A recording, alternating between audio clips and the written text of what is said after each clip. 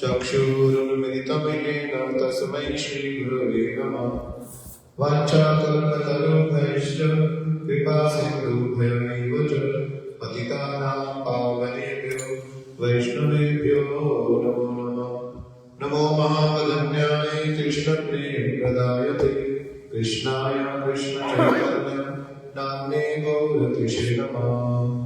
हे कृष्ण करुणा सिंधो दीनबंधो जगत्पते गोपेश गोपिका कांत राधा कांत नमस्तुते। तप्त कांचन गौरांगी राधे वृंदावनेश्वरी वृषभानुसुते देवी प्रणमामि हरिप्रिये। वृंदायै तुलसी देव्यै प्रियायै केशवस्य च कृष्ण भक्ति प्रदे देवी सत्यवत्यै नमो नमः। श्री कृष्ण चैतन्य प्रभु नित्यानंद श्री अद्वैत गदाधर शिवासादि गौर भक्त वृंद। हरे कृष्णा कृष्णा कृष्णा हरे हरे हरे राम राम राम हरे हरे। मैं सबसे पहले अपने गुरु प्रथम नित्य प्रविष्ट श्री श्रीमान भक्ति वल्लभ तीर्थ गोस्वामी महाराज एवं नित्य प्रविष्ट श्री श्रीमान भक्ति विज्ञान भारती गोस्वामी महाराज के चरणों में प्रणाम करके उनकी हेतु कृपा की प्रार्थना करता हूँ।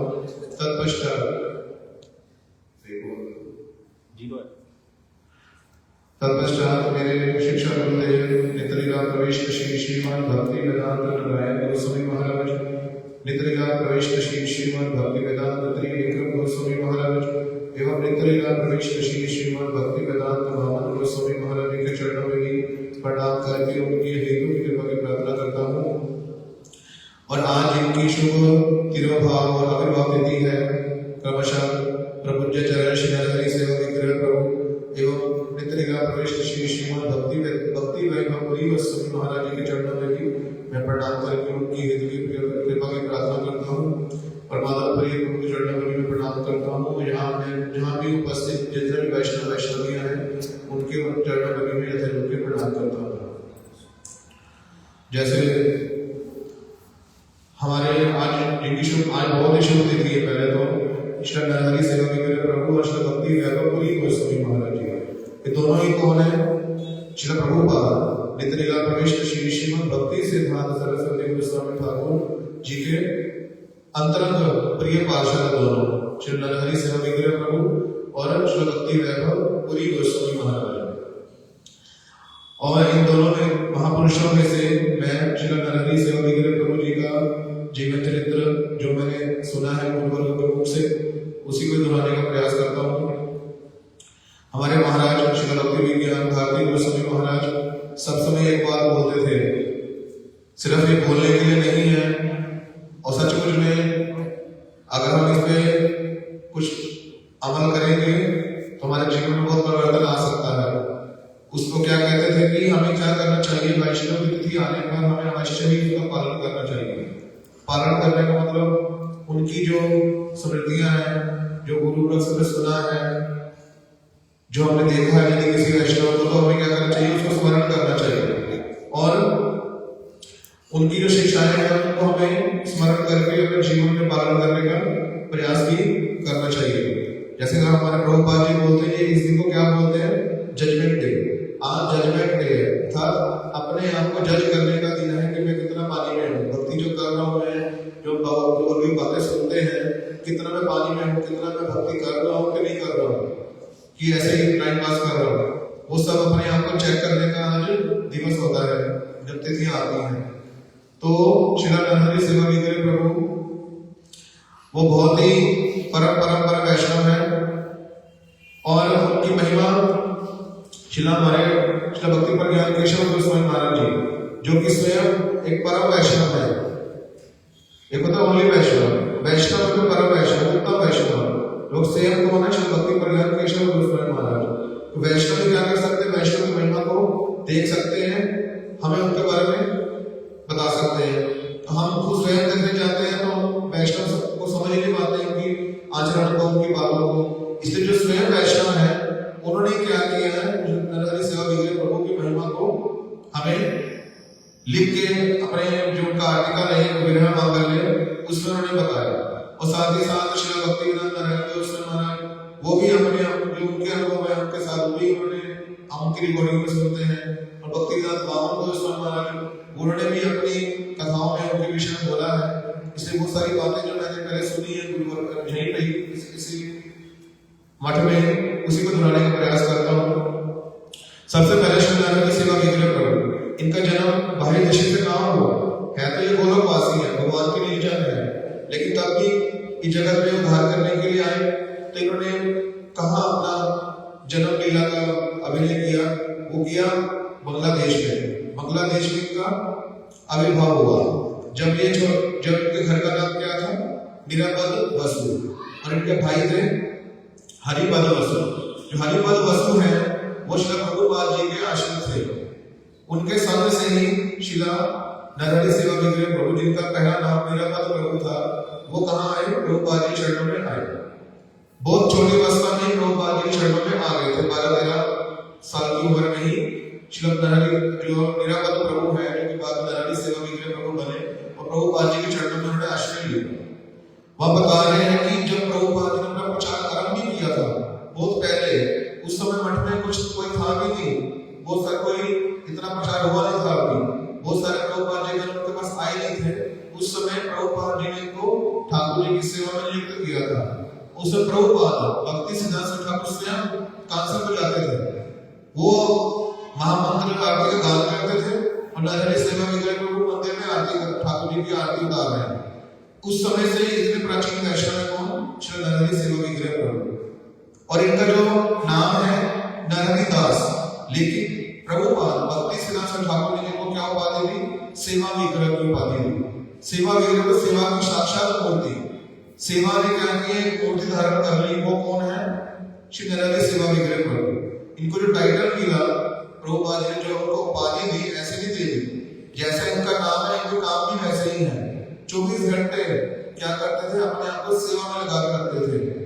छोटी से छोटी सेवा हो, कैसी भी सेवा हो, हर तरह की सेवा करने के लिए प्रस्तुत है वो सीनियर। लेकिन क्या करते हैं, जो मठ में छोटे छोटे बच्चे हैं उनकी, जैसे माता घर में अपने बच्चों की देखभाल करती है, उसी तरह ही जो घर बार छोड़ के छोटे छोटे बच्चे 8 साल 10 साल 12 साल के बच्चे जो मठ में रहते थे, उनमें से श्री भक्ति वेदांत बामन गोस्वामी महाराज जी एक है, और भी जो भक्ति जीवन जनार्दन गोस्वामी छोटे छोटे बच्चे उम्र में ही मठ में आ गए थे। तो श्री नरहरि सेवा विग्रह प्रभु क्या करते हैं, इनकी पूरी सेवा करते हैं इन बच्चों की, कैसे सुबह उनको उठाना, क्योंकि बच्चे अवस्था में मठ में आ गए तो प्रभुपाद जी को परमार्थिक शिक्षा के साथ साथ जागतिक शिक्षा भी दिलाते थे बच्चों को।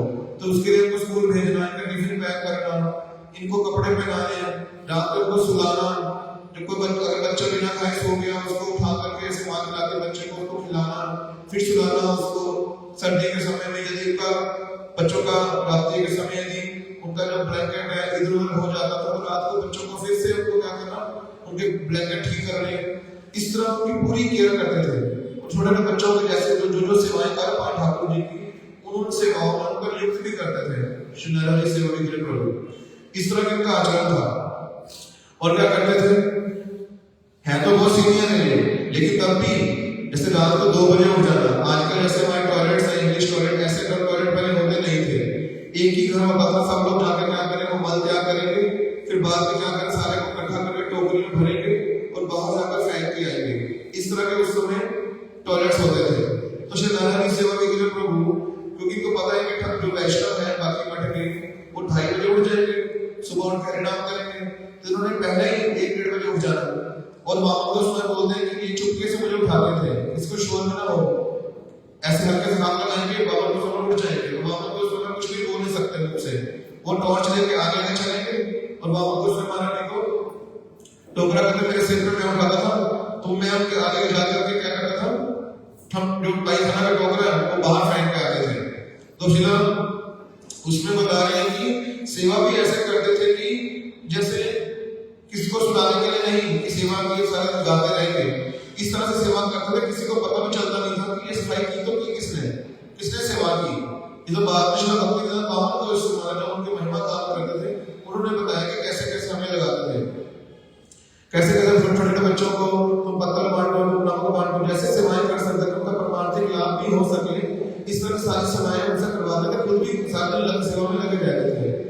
और उसी समय ही प्रभुपाद जी के उस समय क्या हुआ, एक बार उनका भतीजा, उनके घर का भतीजा वो मठ में आया। उसको पता था कि मेरे जो काका है, चाचा जी है, वो कौन है, मठ के इंचार्ज है, क्योंकि प्रभुपाद जी ने तो मठ का इंचार्ज बना रखा था। जो मायापुर में चैतन्य मठ है, मूल मठ हमारा सबसे पहला मठ प्रभुपाद जी का स्थापित, उसमें जो इंचार्ज थे वो कौन थे, श्री नारायण सेवा विग्रह प्रभु। और उनकी सहायता करने के लिए जो ऊपर के सारे काम कर रहे हैं, उनके लिए उन्होंने श्री भक्ति प्रदान महाराज, जो कि जिनका नाम पहले क्या था, विनोद बिहारी ब्रह्मचारी, वो उनके साथ थे मैनेजर के रूप में। इस तरह दोनों ही क्या करते थे, प्रभुपाद जी के एक मठ में बहुत सारे मठों का उनकी देखभाल करते थे, लेकिन ज्यादातर कहाँ रहते थे, चैतन्य मठ में ही रहते थे नारायण सेवा विग्रह प्रभु। मठ के इंचार्ज, तो उनका भतीजा जो है उनके पास आया एक बार, उसको लगा कि मेरे चाचा जो है, मेरे काका जो है, वो मठ के इंचार्ज है, मेरे को उनसे अच्छा कुछ मेरी सहायता कर देंगे पैसे कुछ दे करके। तो जो मठ में आया तो रहा मठ में, तो थोड़े दिनों के बाद वो जाने लगा, तो उसको लगा कि मेरे काका लोग मुझे कुछ देंगे अभी, तो नारायण सेवा विग्रह को तुम जा रहे हो, फिर हाँ चले जाओ। उन्होंने ये पूछा तुम्हारे पास किराए के पैसे हैं कि नहीं, कुछ नहीं पूछा उसको, तुम जा रहे हो चले जाओ। लेकिन वो जाता नहीं, वो समझ गए कि तुम जो आशा करके बैठे हो कि मैं तुम्हें कुछ दूंगा, वो तुम मेरे से ले नहीं पाओगे। क्यों? क्योंकि तुम्हें लगता है कि मठ का इंचार्ज हूं मैं, लेकिन मठ का इंचार्ज मैं नहीं हूँ। जो गंधर्वी का गिरिधारी राधा कृष्ण है, वही मठ के मालिक है। जो प्रभुपाद जी है वो उनके प्रधान सेवक है। मैं सिर्फ यहाँ पे एक सेवक हूँ। तुम्हें लगता है मेरे पास बहुत पैसे पड़े हैं, लेकिन वो पैसे सिर्फ कैसे हैं, सिर्फ संभालने के लिए है, वो ठाकुर जी की सेवा के लिए, वैष्णव की सेवा के लिए है। मैं उसमें से 1 रुपया भी अपने लिए भी खर्च नहीं सकता, किसी को दे नहीं सकता बिना उनके आज्ञा से।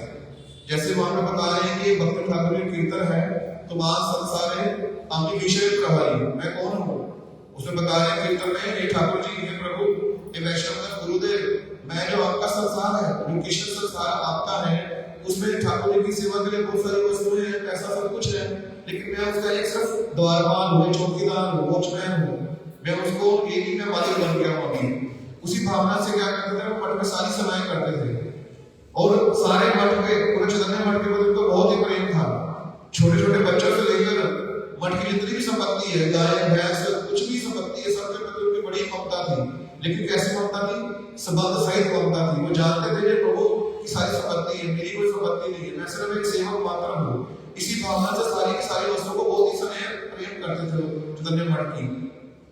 तो जब भतीजा जब जा नहीं रहा, तो उन्होंने बोल दिया कि मैं तो यहाँ का मालिक नहीं हूँ, प्रभुपाद जी जो बोलेंगे मैं वही कर सकता हूँ। तो प्रभुपाद जी कान में खबर ली, उन्होंने बोला कि तुम बुलाया नारायण सेवा विग्रह प्रभु को कि आप इनको प्रभु मैं कैसे दे दूं, आपके आज्ञा के बिना। तो प्रभुपाद ने बोला चलो इनको कुछ 10 पैसे 20 पैसे दे दो, तो उतने ही दिए उन्होंने गिनती करके। ये नहीं कि प्रभुपाद ने बोल ही दिया तो 10-20 पैसे एक्स्ट्रा दे देता हूँ, नहीं दिए उनको।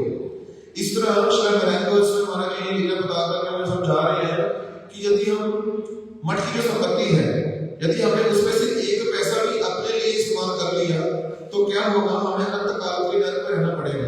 क्यों? हमें देवस्य वरण ब्रह्मस्य वरण का दोष लग जाएगा, क्योंकि ये संपत्ति किसकी है? भगवान से संबंधित, भगवान की सेवा के लिए संपत्ति है, वैष्णव की सेवा के लिए संपत्ति है। हम उसको अपने भोग में जगह लगाएंगे, चोरी करेंगे तो अनंत काल के नरक में रहना पड़ेगा। ये सारे उन्होंने अपने आचरण करके शिक्षा दी, और उनके आचरण से ये भी शिक्षा मिलती है कि जैसे उन्होंने एक बार श्री नारायण गोस्वामी बता रहे हैं कि एक बार क्या हुआ कि जब वो सब्जी और नदी सेवा लेके प्रभु के साथ गए मार्केट करने, तब मायापुर के नवद्वीप में, तो उस समय किसी जो सब्जी वाला था उससे पैसा पूछने की कितना पैसा देना मुझे, कोई काम कर रहा है ऐसा, उनसे कोई बार्गेनिंग कर रहे थे नदी सेवा लेके प्रभु।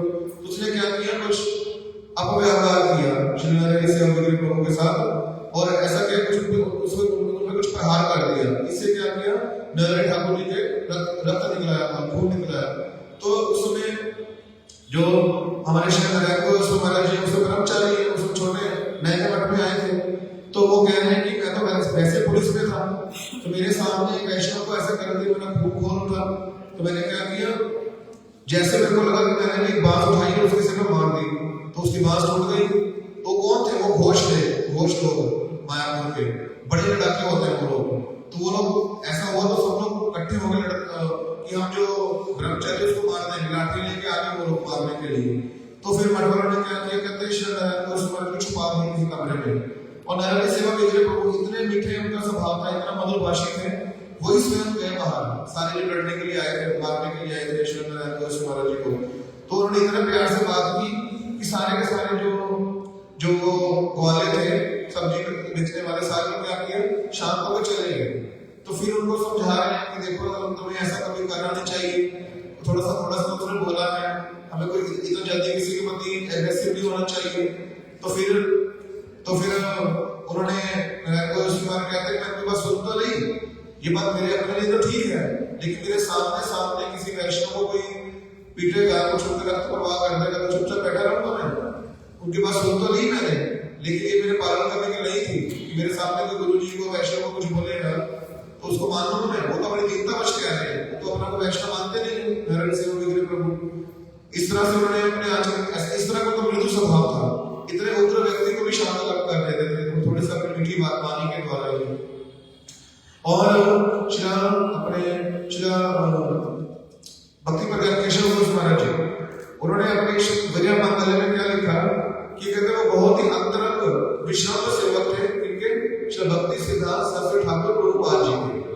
तो इसको वो समझाने के लिए बता रहे हैं कि जैसे मठ में बहुत सारे लोग सेवाएं करते हैं, लेकिन गुरु जी या वैष्णव किसकी सेवा के द्वारा वो अपने आप को उस व्यक्ति को, उस वैष्णव को अपने हृदय में प्रवेश करने का अधिकार देते हैं।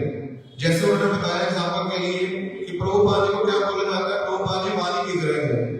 तो जो व्यक्ति प्रभुपाद जी वाणी का प्रचार कर, प्रभुपाद जी वाणी के विग्रह स्वरूप है, उनकी वाणी के प्रचार में जो गौर महाप्रभु की वाणी है जिसको प्रभुपाद प्रचार कर रहे हैं, जो उनकी वाणी में बहुत सारी सहायता कर रहा है, उनकी लेखन कार्य में, लिखने में, प्रचार में बहुत सारी सहायता करते हैं।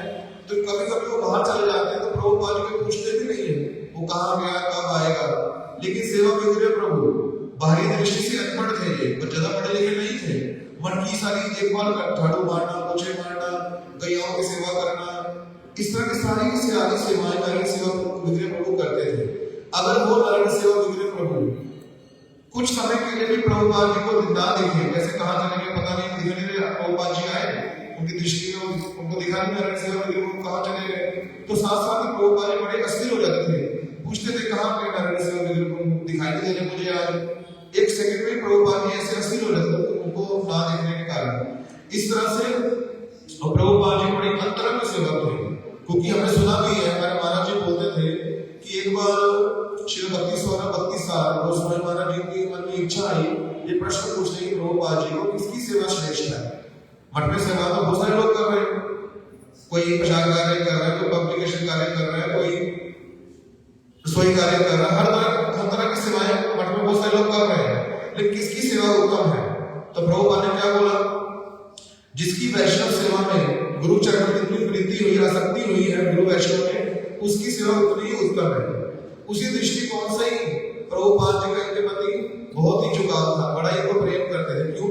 क्योंकि इनका गुरु वैष्णव के प्रति निष्कपट प्रीति थी नारायण सेवा विग्रह प्रभु की। और प्रभुपाद जी क्या करते थे, जब भी प्रचार में जाते थे उनको पता था कि पीछे से नारायण सेवा विग्रह प्रभु मठ को संभाल रहे हैं, चैतन्य मठ को, और निश्चित होकर प्रचार में जाते थे। कोई मन में उनको ये नहीं था कि पीछे मठ को कौन संभालेगा, कौन देखेगा, कोई उनको मतलब पूरा कोई उनको डाउट नहीं होता था। और निश्चित होकर के क्या करते थे, वो प्रचार में जाते थे प्रभुपाद जी, इतना विश्वास वो करते थे नारायण सेवा विग्रह प्रभु पर। और श्री भक्ति प्रज्ञान केशव गोस्वामी महाराज जी कह रहे हैं, वो कह रहे हैं कि मैं जब प्रभुपाद चले गए तो बहुत सारे असुविधा मठ में आई, तो बहुत सारे लोग जो प्रभुपाद शिष्य थे उन्होंने क्या किया, अलग अलग मठ बना लिए। तो श्री भक्ति प्रज्ञान केशव गोस्वामी महाराज जी ने अपना अलग से मठ बनाया, देवनाथ गौड़ीय मठ। तो कहते जब मैं चैतन्य मठ छोड़ के आया, मुझे कभी भी लगा नहीं कि मैं प्रभुपाद के चैतन्य मठ छोड़ के आ गया हूँ। मुझे सबसे पहले क्या लगा, मैं चैतन्य मठ में ही हूँ। क्यों?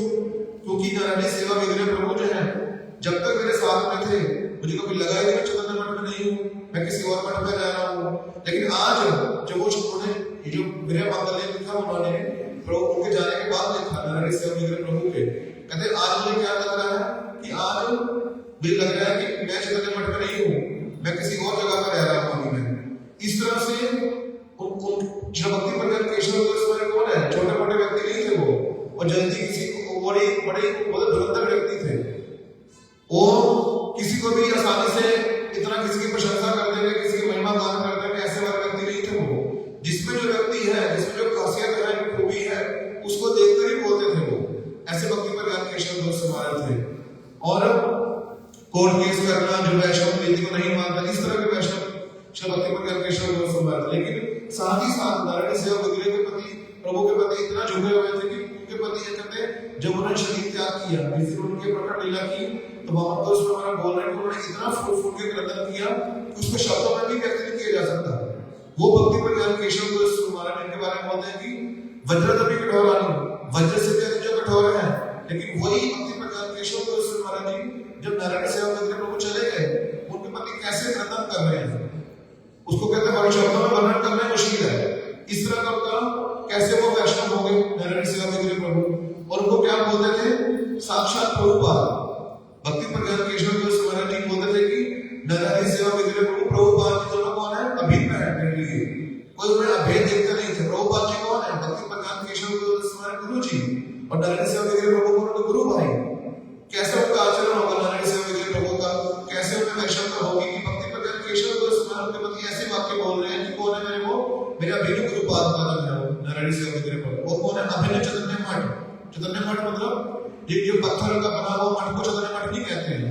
जो मठ का मतलब ये नहीं एक पत्थर से बना दिया, मठ का मतलब वहां मठ के जो हमारे गुरुकुलों ने आदर्श दिए हैं, जो विचार दिए हैं, उसके द्वारा मठ बनता है।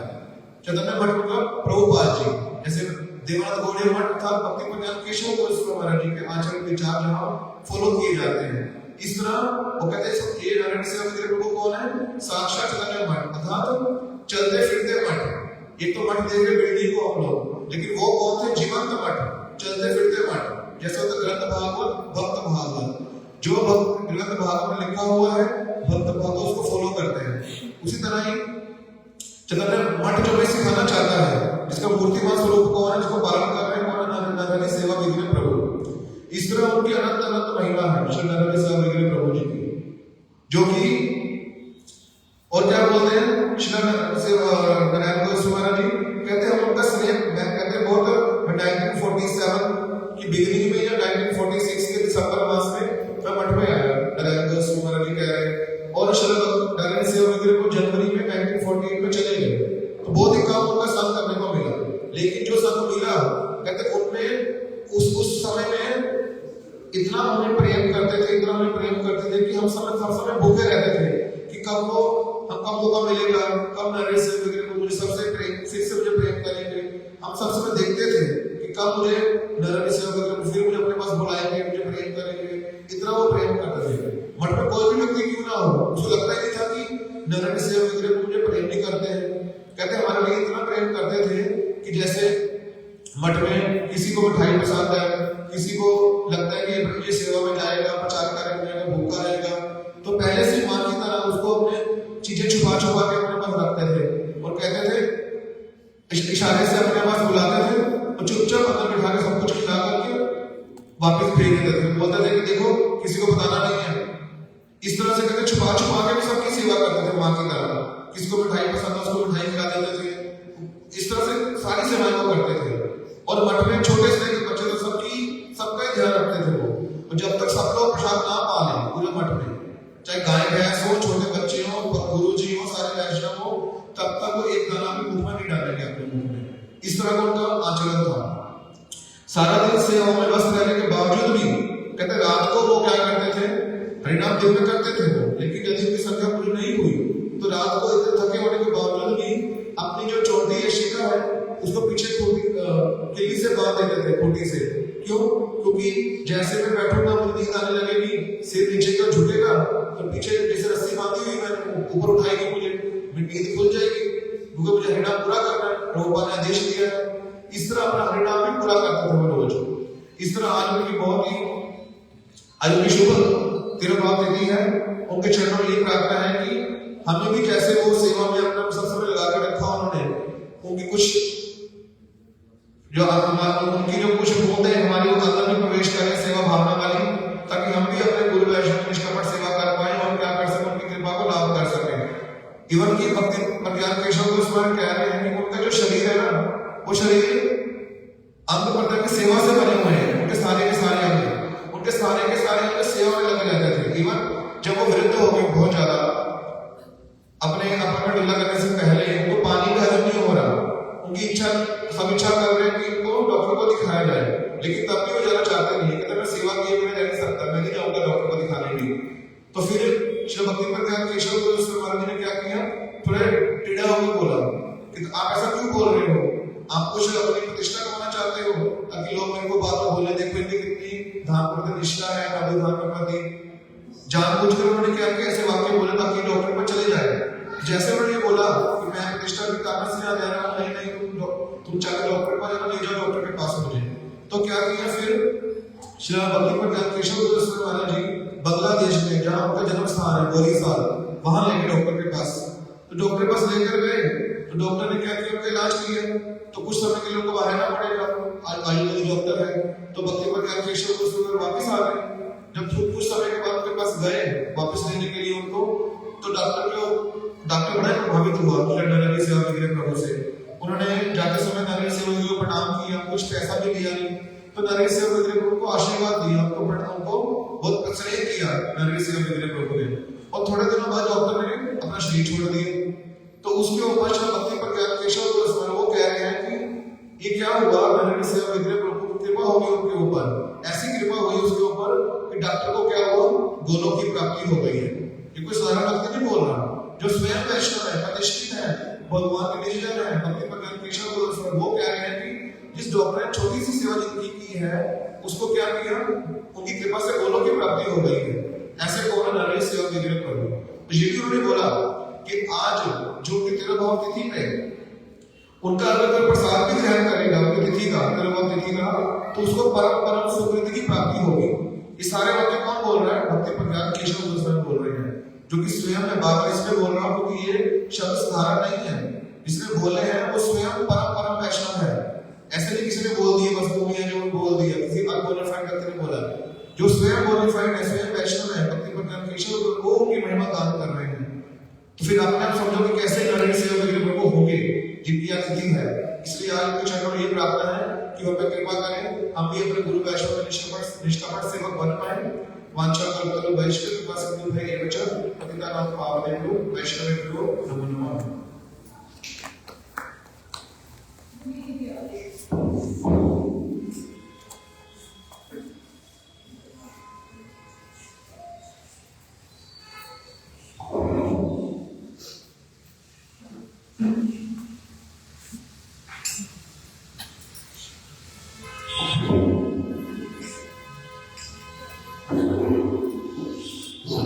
हरे कृष्णा कृष्णा कृष्णा हरे हरे, हरे राम राम राम हरे हरे।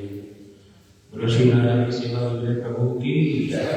श्री श्रीमद् भक्ति वैभवपुरी गोस्वामी महाराज जी की। आज एक और परम वैष्णव जय नित्य लीला प्रविष्ट विष्णु पाद अष्टोत्तर शत श्री श्रीमद् भक्ति वैभव पुरी गोस्वामी महाराज जी की शुभ आविर्भाव तिथि है। ये भी प्रभुपाद जी के अन्यतम सेवक हुए और इनका जो जन्म है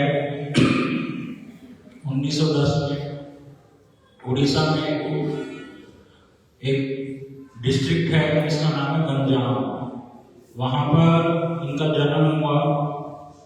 इनकी माता का नाम देवी पटनायक और पिताजी का नाम था दामोदर पटनायक और अपने पुत्र का नाम श्री नरसिंह पटनायक इन्होंने रखा।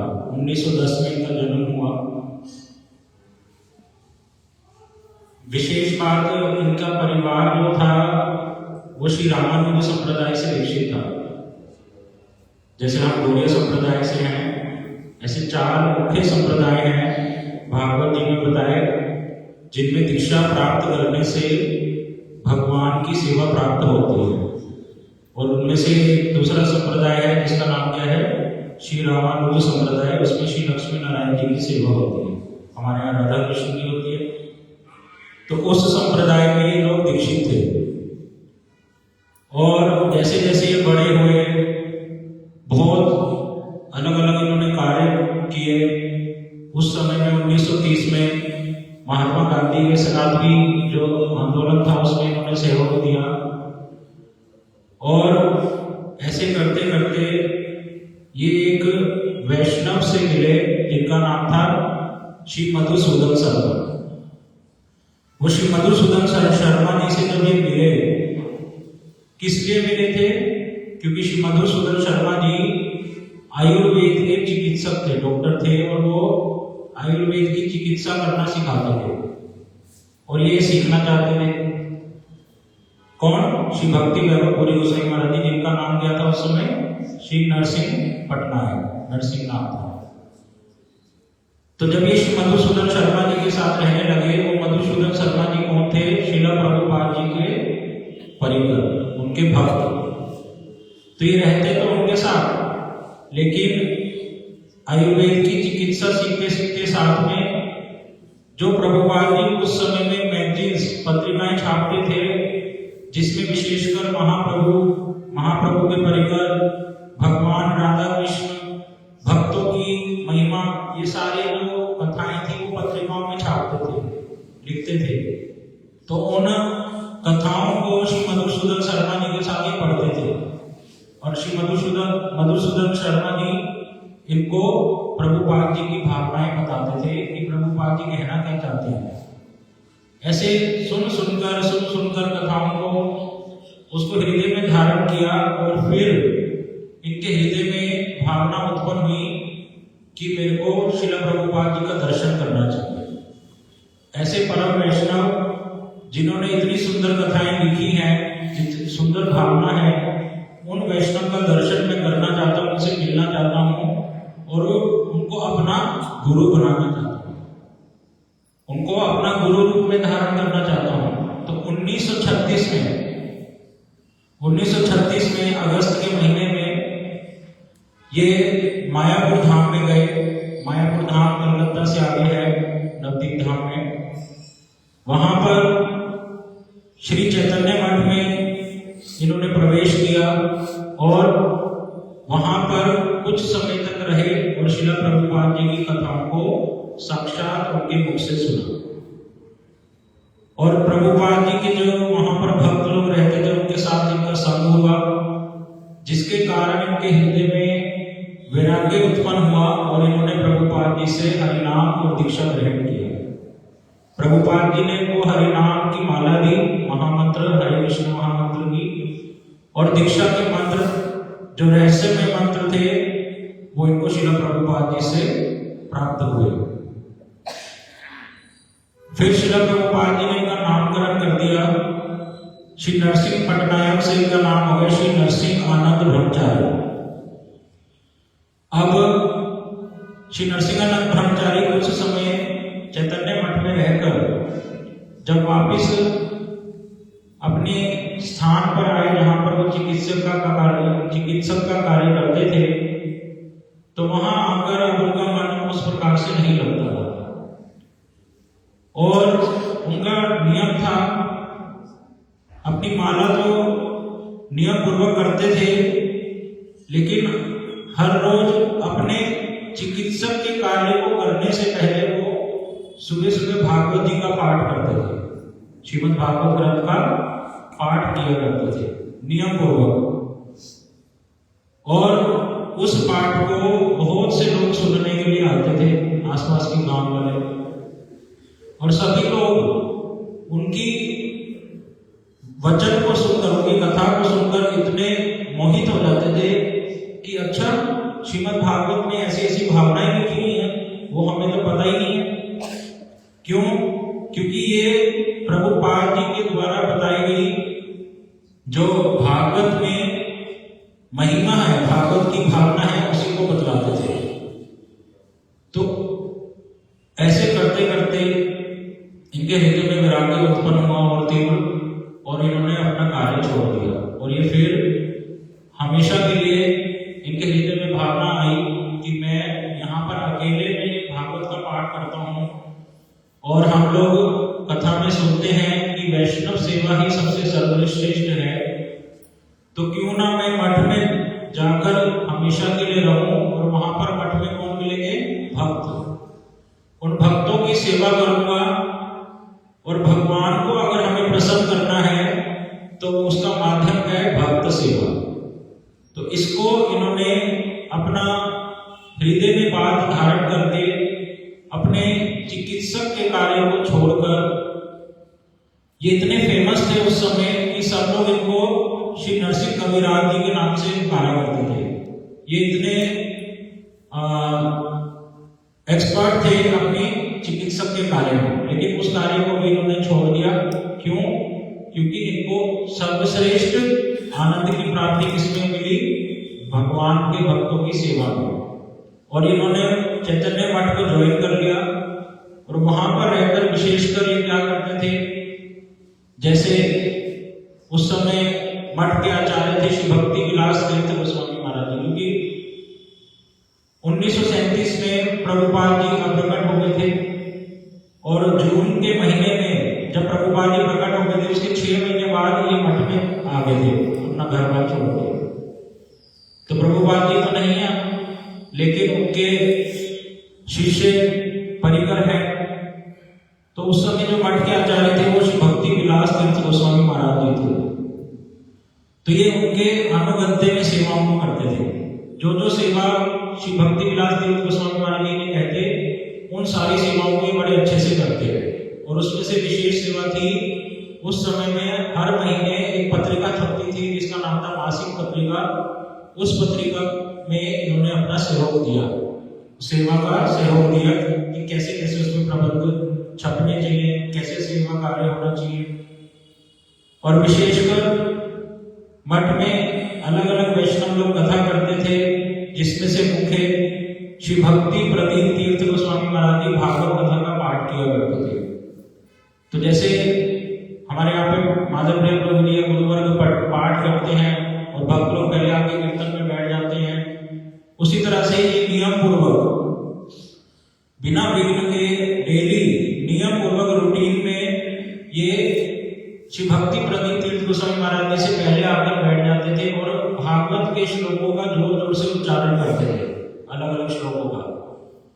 इस बात को देखकर श्री भक्ति प्रदीप तीर्थ गोस्वामी महाराज जी बड़े प्रसन्न होते थे, और इनको एज ए क्लास मॉनिटर जैसे होता है, इनको नियुक्त करते। कभी कभी श्री भक्ति प्रदीप तीर्थ महाराज जी अगर बिजी होते और पाठ के समय में थोड़ा लेट आते, तो इनको कहते तुम जो हमने एक दिन पहले पाठ सुना था उसको दोहराना सबको। तो इनके प्रति बड़ी प्रेम की भावना थी गुरुवर्गों की, इनके बड़े गुरु भाइयों की। और भी बड़े जितने भी गुरु भाई थे बड़ा स्नेह करते थे इनसे, इनकी सेवाओं को देखकर, इनकी सेवाओं को देते हुए इनको श्री भक्ति रक्षक श्रीधर गोस्वामी महाराज जी ने, जो इनके और गुरु बड़े गुरु भाई, इनको एक प्रभु के साथ वहीं कलकत्ता में वर्धमान जिला है, वर्धमान स्थान, वहां पर एक विशेष सेवा के लिए इनको भेजा। क्या सेवा थी वो? वहां पर श्री रूप और सनातन गोस्वामी जी के द्वारा, जो हमारे गोस्वामी वर्ग हैं, वहां पर कुछ मंदिर स्थापित किए गए थे श्री रूप और सनातन गोस्वामी जी के द्वारा। लेकिन अब उन मंदिरों में विग्रहों की सेवा ठीक से नहीं होती थी, और वो वहां पर श्री राधा मदन मोहन जी, श्री राधा गोविंद जी, श्री राधा गोपीनाथ जी और बहुत सारे विग्रह थे। तो उन सब की सेवा का सहयोग इनके ऊपर दिया कि आप जाइए और वहां पर सेवा कीजिए, और इन्होंने उस सेवा को बड़े ही अच्छे से किया। और विशेषकर वहां पर रहकर इन्होंने महाप्रभु के पाद पीठ की स्थापना करी। पाद पीठ मतलब महाप्रभु के चरण चिन्हों की स्थापना करी, ताकि भक्त लोग आए और उसको प्रणाम करेंगे, उनको भक्ति की प्राप्ति होगी। और जिस दिन इनको पाद पीठ स्थापन करना था, महाप्रभु के चरणों को स्थापित करना था, उससे एक रात पहले इनको एक स्वप्न आया, और उस स्वप्न में क्या देखा कि दो बड़े सुंदर बालक इनके निकट आते हैं और इनका हाथ पकड़ के एक तमाल वृक्ष के नीचे जो चबूतरा है वहां जाकर कहते हैं कि हमारे जो चरण है ना, उनको यहीं पर स्थापित करना। तो महाप्रभु और नित्यानंद प्रभु स्वयं इनको स्वप्न में आए और आदेश दिया कहां पर पाद पीठ स्थापना करनी है। ये वैष्णवों के लक्षण है, भगवान उससे साक्षात वार्तालाप करते हैं। ये वैष्णवों के गुणगान है। करते करते और भी सेवाओं में इन्होंने योगदान दिया, और आंध्र प्रदेश में, मध्य प्रदेश में, मद्रास में और अन्य जगहों पर जो हमारे गौड़िया मठ थे, वहां पर इन्होंने अपनी सेवा सहयोग दी। इनकी भागवत कथा करने में बहुत ज्यादा रुचि थी, जिसके कारण इनको इनके सारे गुरु भाई भागवत आचार्य के नाम से भी बोलते थे कि आप कौन हैं? भागवत आचार्य। भागवत आचार्य का अर्थ जो भागवत में लिखा है उसको आचरण करके आप अपने जीवन में दिखलाते हैं, इसलिए आप क्या हैं? भागवत आचार्य। अभी ये ब्रह्मचारी अवस्था में थे। इनके सारे गुरु भाइयों ने कहा कि आप संन्यास क्यों नहीं ग्रहण करते? इतनी सारी सेवाओं को आप करते हैं, महाप्रभु के मिशन को आगे बढ़ाने में, प्रभुपाद जी के मिशन को आगे बढ़ाने में आप अपना संपूर्ण जीवन दे चुके हैं, तो आपको संन्यास ग्रहण करना चाहिए। तब जब सभी गुरु भाइयों ने इनको निवेदन किया, 1966 में 1966 में इनको इनके बड़े गुरु भाई श्री भक्ति सर्वस्व गिरी गोस्वामी महाराज जी ने चैतन्य मठ के पास एक जगह है योग पीठ, जहां महाप्रभु का जन्म स्थान है, वहां पर उनको संन्यास प्रदान किया। 1977 में 1977 में इन्होंने एक अपना मठ खोला। उस मठ का नाम रखा श्री कृष्ण चैतन्य मिशन मठ, और वहां पर ठाकुर जी को विराजित करा। ठाकुर जी का नाम क्या है? श्री श्री गुरु गुरान राधा गोविंद जी। उनकी ये सेवा करते थे, वहां पर कथा कीर्तन करते थे। कथा में विशेषकर अपने शिष्यों को उपदेश देते थे। वो उपदेश बड़े सुंदर है। क्या कहते कि आप सभी मिलजुल कर सेवा करना, मिलजुल कर सेवा करना, और महाप्रभु का जो सिद्धांत है, फिलोसफी है, उसमें प्रतिष्ठित होना, उसको अच्छे से जानना। महाप्रभु कहना क्या चाहते हैं, महाप्रभु की क्या विचारधारा है, क्या भावना है, उसको जानकर हरि गुरु वैष्णवों की सेवा करना। और हरि मतलब भगवान, गुरु और वैष्णव की सेवा करने से क्या होगा? फिर तुम्हारा मंगल होगा, और इस संसार में जो तुम्हारी आसक्तियां हैं वो धीरे धीरे कम हो जाएंगी, और वो जब कम हो जाएंगी तो तुम्हारा भगवान में मन लगेगा, और तुम्हारा हर समय क्या होगा? मंगल होगा। इस बात को वो अपने शिष्यों को बार बार कहते थे उपदेश देते समय कि अपना समय नष्ट मत करना, जीवन को नष्ट मत करना। ये मनुष्य शरीर बड़ी मुश्किल से मिलता है और तुम अब मठ में रह रहे हो, मठ से तुम्हारा संबंध है, मठ में अपना समय नष्ट मत करना। क्या करना? महाप्रभु की विचारधारा को हरि गुरु वैष्णवों की सेवा के माध्यम से समझना। इस बात को वो बार बार कहते थे। एक बार एक स्थान पर कथा कहने के लिए गए थे, वहां पे सभा हो रही थी, तो किसी एक वक्ता ने जब कथा बोली तो उसने एक बड़ी अजीब सी बात कह दी। उसने क्या कहा?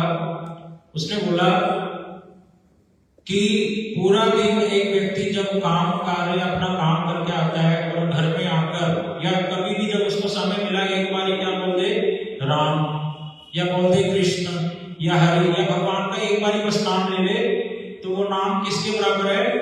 जैसे नारद मुनि जी जो 24 घंटा हरि नाम करते हैं उसके बराबर है। क्या कहा?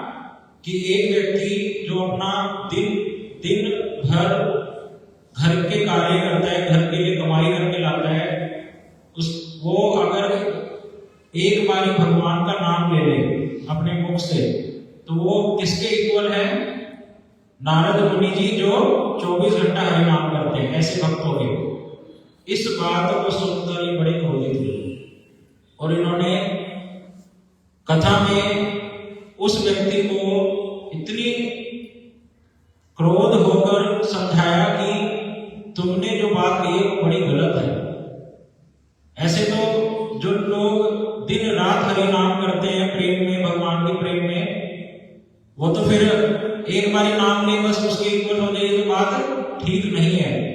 ये महाप्रभु की विचारधारा नहीं है। तुमने महाप्रभु की विचारधारा के विरुद्ध बात बोली है। महाप्रभु की विचारधारा क्या है? कीर्तनीय सदा हरि। महाप्रभु ने क्या कहा है? हर क्षण हमें हरि का ही कीर्तन करना है। नहीं तो महाप्रभु ना बोलते। महाप्रभु स्वयं कौन है? कृष्ण, स्वयं भगवान। भगवान स्वयं उपदेश दे रहे हैं कि मेरा भजन करो, हर क्षण मेरा कीर्तन करो मेरे नाम का, और तुम कह रहे हो एक बार नाम लेने से हो जाएगा। और किसके बराबर है? शुद्ध भक्त जो हर समय नाम करता है। ये बात ठीक नहीं है। तुमने जो बात की ये गलत है। और महाप्रभु की विचारधारा को उस सभा में स्थापित किया और सबने की बात को सर्वोपरि मानकर इन्हीं की बात माने। ये इतने महाप्रभु की विचार में पक्के थे। ऐसी नहीं कोई गलत बात बोल दे तो उसको सुनने, उसका खंडन करते थे। और भी बहुत सी महिमा है कि समय नहीं है। विशेषकर ये अपने सेवकों को, शिष्यों को वैष्णव सेवा पर जोर देते थे। जैसे हमें श्रील भक्ति विज्ञान भारती गोस्वामी महाराज जी के जीवन चरित्र में देखते हैं कि वे वैष्णव सेवा पर जोर देते थे कि भक्ति राज्य में अगर हमें आगे बढ़ना है, महाप्रभु की विचारधारा को समझना है और राधा कृष्ण की सेवा अगर करनी है, तो हमारे को सबसे पहले वैष्णव सेवा करना सीखना पड़ेगा। तो ये अपने शिष्यों को उपदेश देकर बोलते थे, जिनको वैष्णव दर्शन नहीं हुआ, जिनको वैष्णवों का संग नहीं हुआ, जिनको वैष्णवों की कृपा नहीं मिली, उनका जीवन क्या है? यम दंड के समान। उनको यमदूत क्या है? यमराज जी क्या है? दंड देंगे। क्यों? क्योंकि तुमने वैष्णव सेवा नहीं करी। नियमित रूप से ये 1 लाख हरि नाम करते थे प्रभुपाद जी के विचार के अनुसार, डेली नियम पूर्वक। देखो, भक्ति में नियमों का पालन करना बहुत जरूरी है हम सभी भक्तों के लिए। जो लोग नियम ठीक से पालन नहीं करते, आज कुछ माला कर ली, कल कुछ कर ली, परसों कुछ संख्या कर ली, उससे भक्ति में दृढ़ता नहीं आती, ना संबंध बनता भगवान से। नियम पूर्वक कुछ माला कि आज मैं 16 माला नियम पूर्वक करूंगा, मैं 24 माला करूंगा और नियम पूर्वक करूंगा, उसको कभी भी विघ्न नहीं आने दूंगा। उस प्रकार से जब हम करते हैं तो भगवान से जो प्रेम है वो बढ़ता है। तो हम उसको नियम को पूरा करने के लिए फिर दिन रात एक कर देते हैं। कभी बिजी होते हैं तो रात में बैठ के माला करते हैं। तो नियम पूर्वक ये 1 लाख हरि नाम करते थे। और क्या करते थे? स्तव स्तुति, भगवान की पाठ कीर्तन में नियम पूर्वक बैठते थे दिन रात। प्रभुपाद जी के समय में सुबह और शाम डेली कथा कीर्तन होता था, उसमें ये नियम पूर्वक बैठते थे और अपने शिष्यों को भी बिठाते थे। इस प्रकार से उनका जीवन चरित्र 19 फिर ये अस्वस्थ हो गए थे और सभी भक्तों को लगा कि ये भगवान के धाम में चले जाएंगे। लेकिन एक बड़ी विशेष लीला घटना इनके जीवन चरित्र में हुई। वो ये हुई कि 1997 में जब ये अस्वस्थ हुए तो जब ये अंतर ध्यान होने ही वाले थे और सभी इनके भक्त लोग इनके कक्ष के बाहर गुरु जी के लिए क्रंदन कर रहे थे, तो ये बाहर आए और कहा कि मेरे को राधा रानी ने आदेश दिया है कि अभी आपको इस धरती पे थोड़े समय और रहना है और कुछ सेवाएं करनी है, इसलिए मैं अभी अंतर ध्यान नहीं होऊंगा, मेरे को राधा रानी का आदेश मिला है। इस बात को इन्होंने अपने सेवकों को बताया और फिर महाराज जी ने जब 1997 में दोबारा से स्वस्थ हुए तो इनके जो कुछ विदेशी भक्त लोग थे वो महाराज जी को निवेदन किए कि अब आप थोड़ा सा हमारे साथ विदेश प्रचार में चले, वहां पर भी आप भक्तों पर कृपा करें। और महाराज जी उस समय 80-90 वर्ष की आयु में विदेश यात्रा में भी गए भगवान की सेवा के लिए। तो ये जो वैष्णवों का चरित्र है इनका सेवामय चरित्र होता है। वैष्णवों का गुणगान सुनने से सभी जीवों का त्राण होता है, जीवों का मंगल होता है, हम जैसे जीवों का। क्यों? इनका जब चरित्र हम सुनते हैं तो उसको सुनने से हृदय में भावना आती है मैं कब ऐसे करूंगा। और ये कोई साधारण लोग नहीं है हमारे जैसे, ये भगवान के सेवक हैं। इनका सारा समय भगवान की सेवा में जाता है, गुरु वैष्णवों की सेवा में जाता है। और ये अपने आचरण के माध्यम से सिखाते हैं कैसे हमें नियम पूर्वक हरि नाम करना चाहिए, नियम पूर्वक कथा कीर्तन में बैठना चाहिए और कैसे भगवान की सेवा करी जाती है। तो आज विशेष तिथियां हैं तो श्री नरहरि सेवा विग्रह प्रभु की जय, श्री श्रीमद् भक्ति वैभव गौरी गोस्वामी महाराज की, जगत गुरु श्रील प्रभुपाद की, अनंत कोटि वैष्णव वृंद की, श्रील गुरुदेव की, ताई गौर प्रेमानंदे हरि हरि बोल। अभी हम सब आरती करेंगे, आप प्रसाद भी लेंगे।